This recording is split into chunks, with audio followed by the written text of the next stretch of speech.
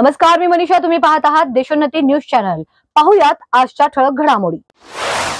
सिंधुदुर्गच्या आंबोली घाटात धुक्यांची चादर पसरली आहे, तर दुसरीकडे ढग घाटात तरंगत असल्याचा भास होतोय. हे विहंगम दृश्य घाटातून ये जा करणारे वाहन चालक आणि पर्यटकांना भुरळ पाडत आहे.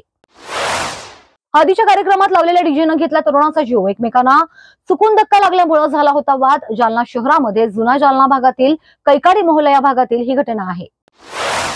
सोलापुरात वादळी वाऱ्यासह जोरदार पावसामुळे नागरिकांच्या घरावरील पत्रे उडून गेले. जोरदार वादळी वाऱ्यामुळे 10 ते 15 घरांचं मोठं नुकसान झालं. वेंगुर्ले बंदर होडी दुर्घटनेप्रकरणी शालेय शिक्षण मंत्री दीपक केसरकर यांनी घेतली होडी मालक बाबी रेडकर यांची भेट. धाराशिवमध्ये वादळी वाऱ्यामुळे पत्र्यावरील दगड डोक्यात पडल्यानं एकाचा मृत्यू. नाशिक जिल्ह्याच्या येवला तालुक्यात भीषण पाणी टंचाई. दिवसेंदिवस पाणी टंचाईची दाहकता वाढतीये.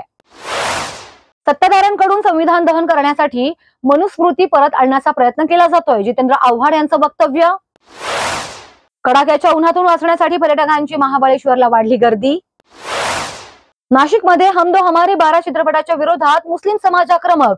चित्रपटात मुस्लिम समाजाच्या महिलांची बदनामी करण्यात आल्याचं बोललं जातं. येत्या 4 तारखेला आमचा विजय सुनिश्चित. अमरावती लोकसभा मतदारसंघाचे काँग्रेसचे उमेदवार बळवंत वानखडे यांचा विश्वास. धुळे तालुक्यात भीषण पाणी टंचाई. ग्रामस्थांना घ्यावं लागत आहे 60 रुपये ड्रमनं पाणी विकत. केंद्रीय मंत्री नितीन गडकरी यांच्या वाढदिवसानिमित्त त्यांची मित्रपरिवाराकडून लाडू तुला करण्यात आली. प्रस्थापितांच्या विरोधामध्ये विस्थापितांची मोठ बांधणी करणार. रविकांत तुपकर यांचे सूचक विधान. पुण्यातील पब बार मध्ये अवैध प्रकार सुरू. सुषमा अंधारे आणि रवींद्र धंगेकर यांचा आरोप. मान्सून काही दिवसांवर येऊन ठेपला असल्यानं शेतकरी शेतात मशागत करतात, तर जळगाव जिल्ह्यात कापसाची लागवड सुरू झाली आहे. शिंदे फडणवीस यांनी माजी खासदार आनंदराव अडसूळ यांना राज्यपाल पदाचं आमिष दिलं, तर निवडणुकीपुरता अडसूळ यांचा वापर झालाय, अशी टीका काँग्रेस आमदार आणि महाविकास आघाडीचे उमेदवार बळवंत वानखडे यांनी केली आहे. बुलढाण्यात काल सायंकाळच्या सुमारास अवकाळीचा मोठा तडाखा. मोठ्या प्रमाणात झाडांची पडझड. डोंबिवली दुर्घटनास्थळाची कामगार मंत्री सुरेश खाडे यांनी केली पाहणी. येणाऱ्या 29 तारखेला सगळ्या बहुजनांना एकत्र करून आम्ही मनुस्मृतीचे दहन करणार. जितेंद्र आव्हाड यांचं विधान. सुनील तटकरे यांना भविष्यातील निकाल दिसतोय, त्यामुळे ते शरद पवार यांच्या कामाबद्दल उलट वक्तव्य करतात. राष्ट्रवादी शरद पवार गटाचे प्रवक्ते महेश तपासे यांचं वक्तव्य.